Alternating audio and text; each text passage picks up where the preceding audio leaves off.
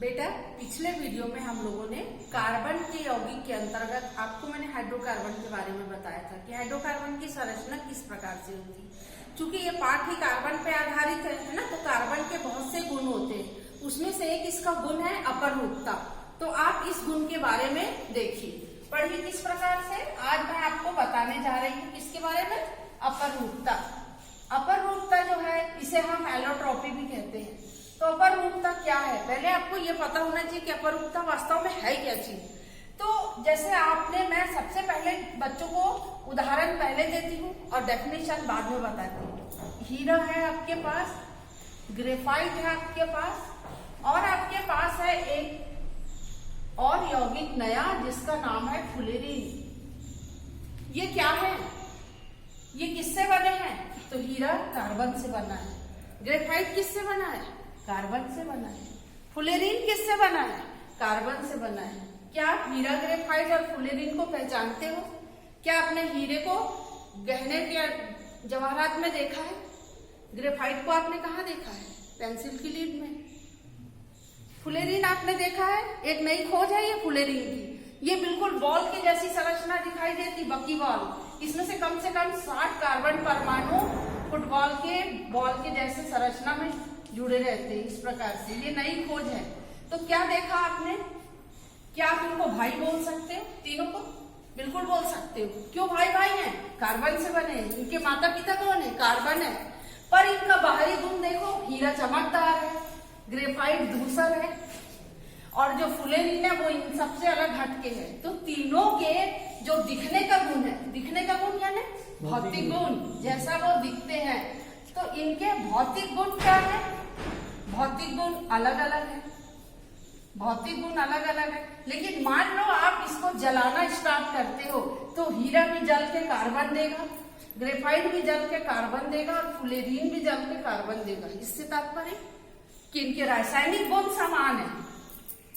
कौन से गुण समान है, बोलिए बच्चों, कौन से गुण समान है? रासायनिक गुण।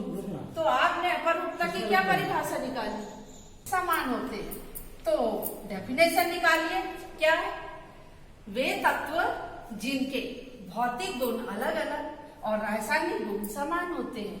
अपरूपता, ये घटना अपरूपता कहलाती है और वो तत्व अपरूप कहलाते हैं। तो अब आप बोल सकते हैं, या इनको एक सीधे साधे शब्दों में कहें तो आप एक लाइन में इसको ऐसे बोलिए, एक ही तत्व के अनेक रूप। एक ही तत्व के क्या बोलेंगे आप इसको? अनेक रूप।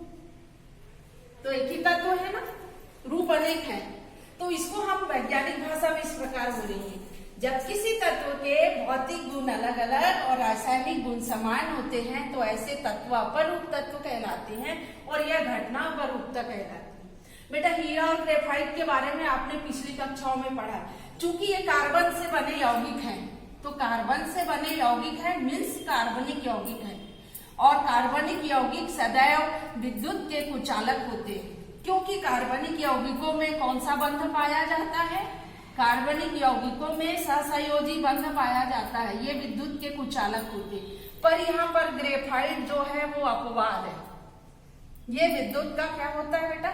सुचालक। ये जो तीसरा अपरूप है फुलेरीन, इसकी खोज किसने की? इसकी बकमिस्टर फुलेरीन। बकमिस्टर फुलेरीन अमेरिका के आर्किटेक्ट थे ये। इन्होंने एक गुंबद की रचना की।